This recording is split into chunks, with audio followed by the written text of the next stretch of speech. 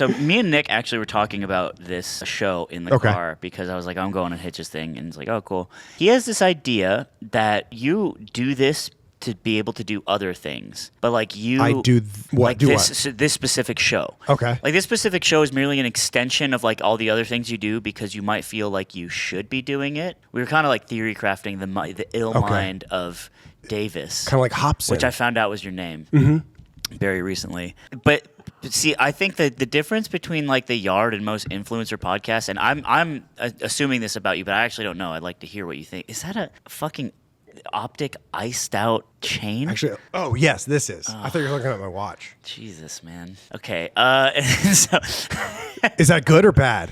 Because I thought Nick was going to lay into me, and he actually thought it was cool. He thinks it's hard because it's ultimately super ironic, but I think it's different if you. It's super. Like, you lean into it very hard. Yeah, but like, do you wear that around when you're like going out to the steakhouse with Alexis? All the time, dude. Come on. I wear it quite literally all the time. Ooh, hello. Ooh. Does she ever be like? No, she loves it. Can we take the chain It's off? it's like I was a war veteran in stock tags. You know what I mean?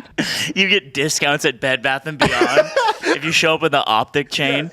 Actually, all the restaurants around here, if we go there, they give us 50% off. For real? No. Oh, well, you thought, what kind of pool do you think we have? Downtown right now. This shit's crazy. You think we're Luka Doncics?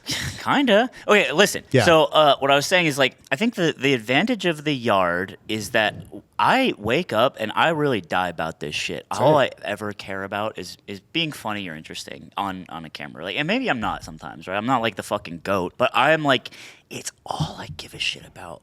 I don't care. It's being funny. Yes. It's my entire value system that I've had for my entire life. I don't know why. So what were you talking to Nick about? So when Ludwig made the Yard, it was to do a thing that we wanted to do for a long time. But Ludwig just likes making content. He just likes doing things. And maybe not as charitable to like other influencers that make podcasts or whatever. He cared about it, but it's definitely in the back of his mind. But some people will make podcasts because it just feels like the thing to do right now, and they don't know what to talk about. And they don't know how to be interesting, even though they they're streamers or whatever, however it happens. And they make this fucking like terrible product that sucks. Yeah. What Nick told me, I don't know if he wants me to say this. I don't think he cares. But he said there's a lot of people in the content space, especially in like LA side, that just like make podcasts to get richer. Yeah, richer is because honestly, I think it's hard to make it just immediately pop. But there's this idea, unless you're already like huge. Unless you're already huge and people just want to hear you more. But then it's like if you stream for 9 hours a day, they already have like super access to you. So it's like, what does that mean? We're talking about streamers and shit mostly. But so my question to you is, where on the scale of I am doing this because it will make me slightly richer, which we already know isn't happening, which is a failure on your part, or I really die about this shit. I really die about. People know. You don't. Your viewers might not know, but my viewers, I promise you, they know. Okay. It's like people make fun of me for it. Okay. I felt like I worked my life basically to get here into optic, and then when I did, I like did a bunch of shit, and I paved my own way, and then I became a content creator. So I was doing what Matt does. Yeah, so you opened up into when you go through the side door into the content, it's way different. Way different. And also you kind of appreciate every little thing. Yeah, we're millennials, bro. I think a big difference, I was reading about this on Twitter, it was like the difference is that we have shame about like making it or selling out or whatever you want to call it. And like the Zoomers, it's like that's always been the goal. Oh, yeah. And that shame doesn't exist because like we grustle. I think we were when I first started doing YouTube or like watching YouTube, people were like upset when there were ad reads. Do you remember those days? It's like, oh my God, you're a sellout. Yeah. And nowadays there's an ad read on. It's just you skip it and you live your life. Yeah, it's just boop, boop, boop, boop. Yeah, Ridge Wallet, which gives you cancer, by the way. No one ever gets free promotion if you mention their brand. Have you ever done a Ridge Wallet sponsorship? Yes. Really? For a charity. It's true. A cancer charity. What I said is true. I'm just kidding. It wasn't a cancer charity. Imagine. But it was a charity. But yeah.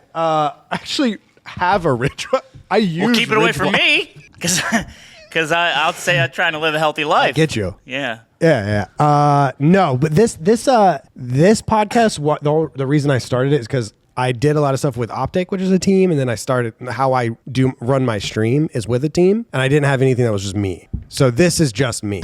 Okay, I understand. And Matt. Do you think you're interesting? No, but I have people on that are interesting.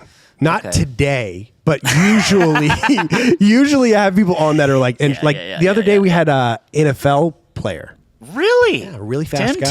Tebow comes on the show. He Talk about some God, Lord Jesus. doesn't play for the NFL He anymore. did. He did at one. So at wait, one is he point. not an NFL player? No. Would you say that to his face? Yes. Tim Tebow, you are not an NFL player. I will. That's crazy. But he's a godly He'd man. break you in half in the No, name he- of Christ. no, he wouldn't. Yes, he would. I'd be like, He communion? said the blood of Christ, and then he'd suck the juice out of your spine Maybe. That'd like be a an crawfish. interesting way to go. I would actually would. What happened to him? He Yeah. got sucked by Tim He Tebow. got sucked by Tebow. It was Tebow's communion ritual. Him and his 3 German shepherds. Do you think he has 3 German shepherds? I think he does. How do you know so much about Tim Because I'm Tebow? from Colorado and he's on the Broncos.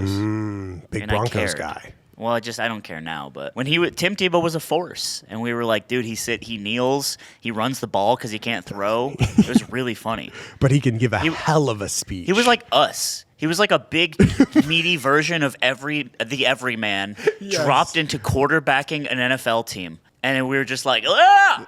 Yes. It was a long time ago. Go Tebow. But yeah, so you don't think you're interesting? I mean, I'm not trying to be pejorative, but like people will come to me, like people just DM me or whatever, like what should I do with this? Like what should I'm thinking about making a content like this or this and that, and I'm like, your number one rule is make something you would like, and Which is so I tell people the same thing. Like, how do I grow on stream? Like, watch your stream, and if pretend you're not you, and is it interesting? Yeah. And Would you watch yourself? Guarantee you'll get bored in 5 minutes. Yeah. And that's like the ultimate litmus test. So you had this idea to make around the bar. Mm-hmm. Were you inspired by the yard? No, I wasn't. Not at all, because I didn't want it to be a comedy thing. I wanted it to be like because I started watching, or I started doing something for Optic, which is called like a Inner Circle, and it's like an interview series with In like her circle, talking about the back door, brother. Door number 2. anal. Or what? I didn't know. You say things so earnestly. I really do love it. You're a great straight man. Because you'll genuinely chew on something and then say it like a question in a board meeting. Anal? Well, I want people to be sure.